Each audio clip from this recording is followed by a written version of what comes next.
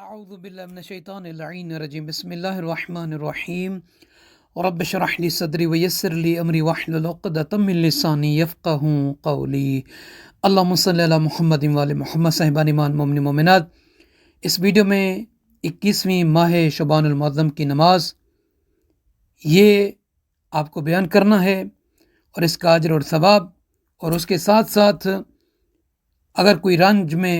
غم میں، تکلیف میں ہے، چاہتا ہے کہ اس سے رنج و غم تکلیف دور ہوں، تو انہیں ایک ذکر ہے جو 70 مرتبہ پڑھنا ہے۔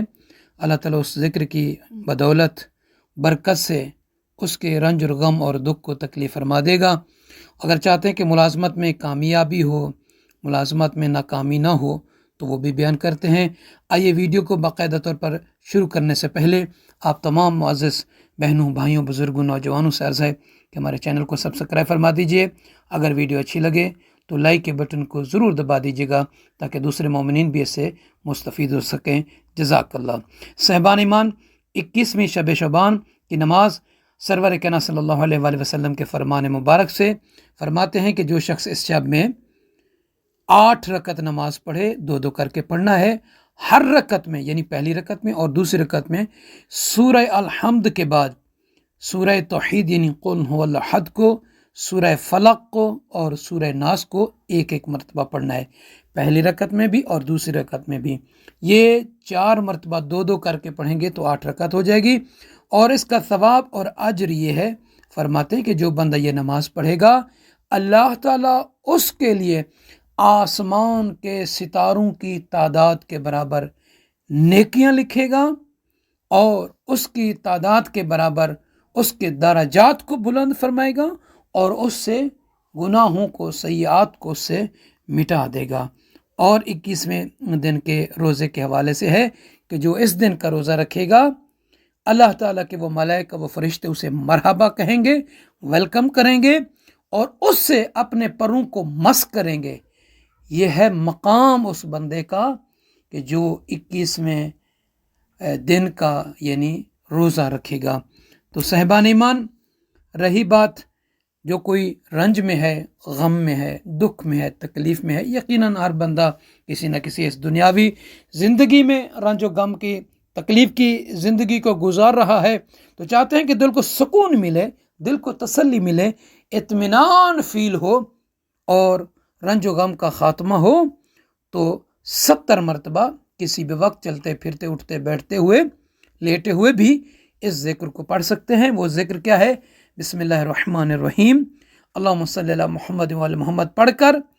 پھر 70 مرتبہ پڑھنا ہے، یا اللہ یا محمد یا فاطمہ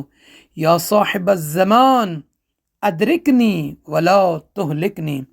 یا اللہ یا محمد یا فاطمہ یا صاحب الزمان ادرکنی ولا تہلکنی۔ اے اللہ، اے محمد، اے فاطمہ، اے امام زمانہ، میری مدد کیجئے، مجھے ہلاک نہیں ہونے دیجئے۔ تو اس سے کیا ہوتا ہے؟ انسان کا رنج و غم، دکھ، تکلیف دور ہوتی ہے۔ اگر چاہتے ہیں کہ ملازمت میں، جاب میں کامیابی ہو،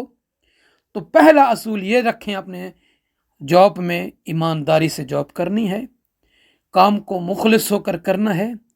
اگر صلاحیت ہو اس کام کو کریں، صلاحیت نہیں ہو اس کو چھوڑ دیں۔ کسی کی چمچہ گیری، کسی کے یعنی کہ خوشامد کرنا یہ بھی نہ ہو، اور سچا اور کھرا ہو کر قربتاً اللہ اپنی ملازمت میں، اپنی جاب میں اگر آپ اس طریقے سے کرتے ہیں تو خداوند کریم آپ کو آپ کی ملازمت میں، آپ کی جاب میں کامیابی عطا فرمائے گا۔ اگر بالفرض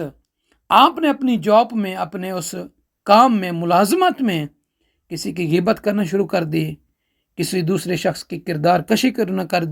شروع کر دی، چمچہ گیری کرتا ہے انسان، خوشامد کرتا ہے، یا منافق ہو جاتا ہے، منافقت کرتا ہے، تو ظاہری طور پر اگر آپ کامیاب ہو جائیں گے، آپ کو لگے گا کہ مجھے اس میں کامیابی ہو رہی ہے، مگر باطنی طور پر آپ اس میں ناکام ہیں، اس دنیا میں بھی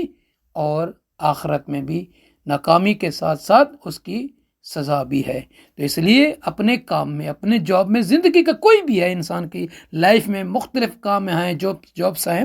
اس میں ایمانداری ہونی چاہیے، مخلص ہونا چاہیے، اور